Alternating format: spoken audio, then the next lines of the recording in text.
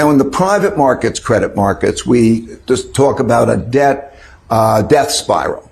And a death spiral is that part of the cycle when the debtor needs to borrow money in order to pay debt service, and it accelerates, and then everybody sees that and they don't want to hold the debt.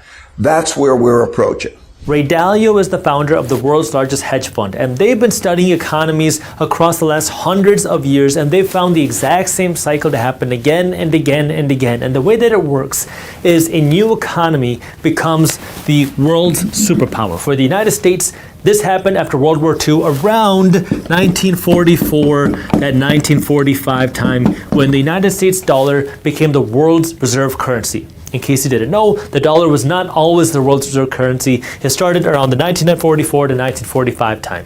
And then in the first phase, what happens is the economy, the empire, can use debt strategically. You borrow money, and this money creates more income.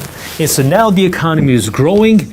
People are becoming wealthier because more productivity is happening. The country is borrowing money, but it's borrowing money strategically in a way to produce more than what that debt actually costs. And then you get to this bubble point, where now you keep borrowing money, even though it's not as strategic, it's not as productive, but because we kind of become used to it. So you keep borrowing and borrowing more money, and now you start to see this bubble where the economy starts to struggle because you realize, we borrowed a little bit too much money. And that's when the long-term debt cycle starts to enter its last phase, which is productivity is going down, but borrowing is going up.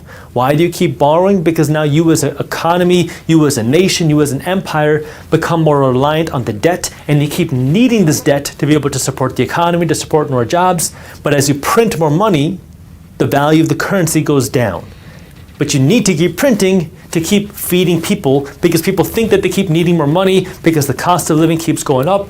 And this is the stage that Ray Dalio says that we have entered. And during this stage, Ray Dalio says, is when wars happen, and that's when economies, currencies, and also empires can flip. So what I want to do in this video is break down, number one, what Ray Dalio's philosophy is on this long-term debt cycle. Number two, I want to talk about what President Trump is doing in the economy right now and how he's changing our money.